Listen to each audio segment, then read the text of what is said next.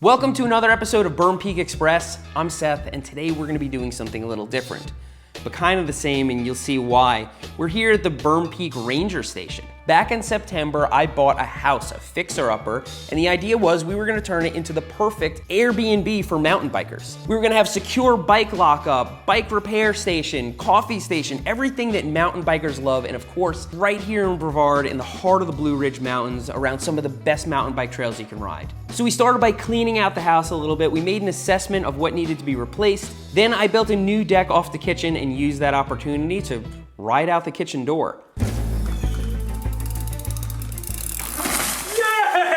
Immediately after that, I got pretty badly injured, and so the contractors took over, and they've been here for the entire winter fixing up the house, and they did. So we have a lot to do to set this up for rent. And today I'm not gonna be able to give you a grand tour of the house because it's not finished, but I can show you what the house looked like when it was empty with the renovation finished. Just snap back to yesterday. We're here at the new improved Berm Peak Ranger Station. We're gonna go in through the Mudroom. This is the place where messy people are gonna go in after riding. Everybody's gonna get their own code, and we're gonna go on in. The Mudroom, we're gonna have to fix up in another video. For now, we're gonna go straight into the kitchen and check this out.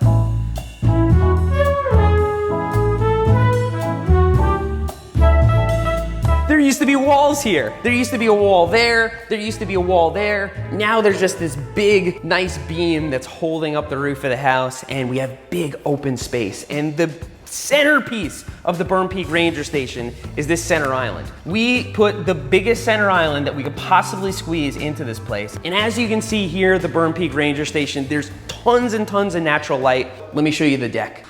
So when we last saw this deck, it was more or less the same as it is now. It just wasn't as nice, it wasn't as safe. So we put up a nice new solid railing, we replaced all the deck boards, and we replaced the posts that hold it up. It wasn't what we planned on doing originally. As we got in here and started digging in, we just said, this is the right way to do it.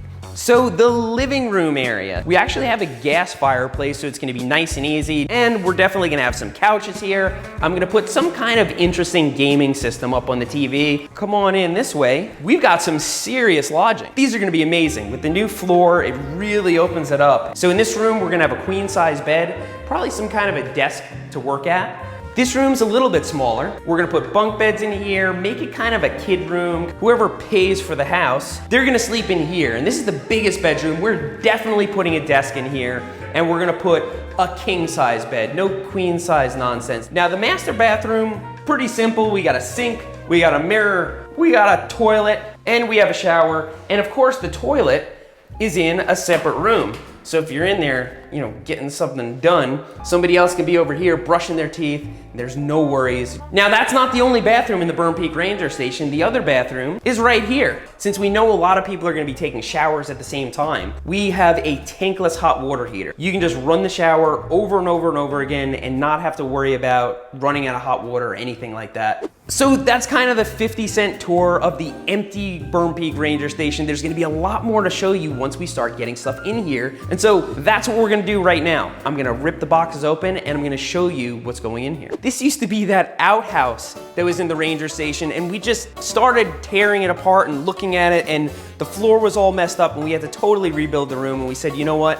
Let's make this into a mudroom. Let's make it into something useful. I'm gonna just hang this mudroom sign and give you a tour, and then we'll build out this mudroom in another episode. So we're just gonna put in a couple of picture nails. Thing sits right in the center. Yeah, looks like we succeeded in the mudroom sign. So what is going in the mudroom? Well, we'll find out all the details in another episode, but I'll show you a couple things. This is a shoe dryer. It's gonna go up on the wall, and there's gonna be these tubes. You're just gonna run the tubes down into your shoes so they can dry off. Now, why would you need a shoe dryer mountain biking? Well, if you've never ridden in Pisgah before, I guess you're gonna find out. Different people have very different ideas of what temperature a room should be. And so if it's the middle of the winter and I come back here and they set it to 90 degrees, well, that's gonna be pretty bad for my power bill. So I'm gonna have this Nest installed when people go out to ride and it doesn't sense them walking by. It's a smart thermostat. It's gonna go back down to an energy efficient temperature. So this is gonna save us a lot of money. It's gonna be easy for guests to change the temperature. And then when they leave, it's gonna go back to what it should be.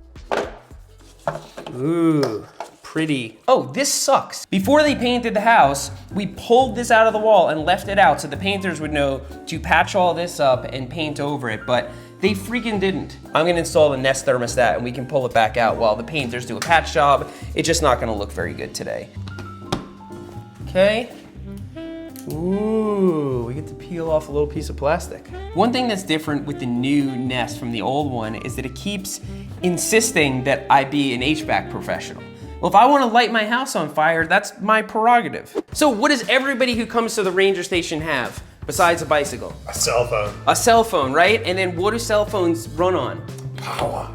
We're gonna have a charge station right here in the front of the house. I have a wireless charging pad and I have these cables, 2 lightnings, micro B, which shouldn't exist anymore, and USB-C. So we got everything in one cable. We'll put a little guest book up here too later on so people can like put their sticker or they can sign and just say what a great time they had or what a terrible time. And check this thing out. This is the one from my house. We washed the cover and everything. It's all fresh. Boom. Yeah, give it a shot. Oh man, look, I really sink into it. So we have a smush over here. They have 3 sizes, full, queen, and king. I have a queen in there. What is this? This is a... I'm gonna show you, come on. This is what's inside of that beanbag. It's like a queen mattress. So this is the queen size. So this, you can actually take it out of the beanbag and sleep another person if you need another mattress. But this has been sitting around for 24 hours. It's pretty much expanded. And so I'm gonna stuff it into the cover, show you how it works. We're doing some Martha Stewart-y kind of stuff here, but let's just start on one end.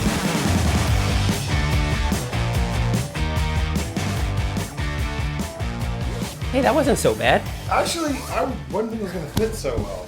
Okay, so this is the back. Okay. This is now the front, and you gotta put it in the corner or else you just fall.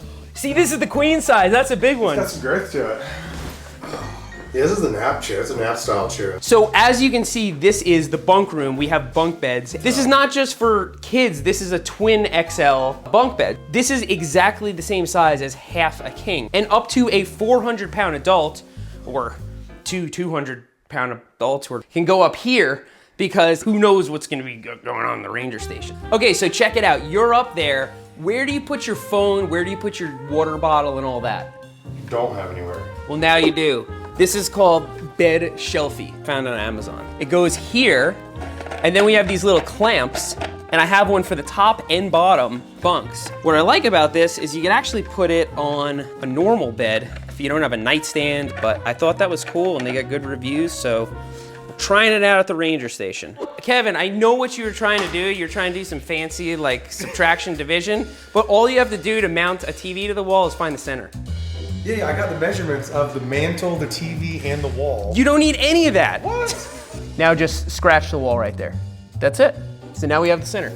The way these hook on, you can slide the TV left and right. So if you're off by an inch or 2, it doesn't really matter because you can just slide the TV.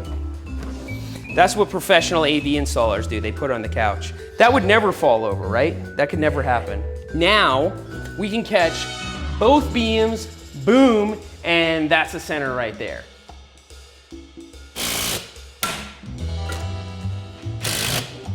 Oh, it's so heavy. Is it? You got it? You see it? 24.5 for center. So now we're just gonna hook up the game system. It's pretty easy, but we're gonna have to figure out how to turn it on and kind of get it working. I'm gonna have to make this easy for people. I've got 2 wireless controllers for this. Hold A button on the device to confirm. Do you think I charge these up? I'm gonna have to like instruct the cleaning staff to always plug the controllers in so they're fresh charged. Look at that, they're charging. Ooh. Okay, so here's the thing. Emulators are legally gray area because you can imagine this thing has got like 200 something games on it and those games were once for sale, right? So in order to make this legit, I'm gonna have to buy a few games from eBay and like frame them and put them on the wall. And you can only play those games. So I'm gonna get like Twisted Metal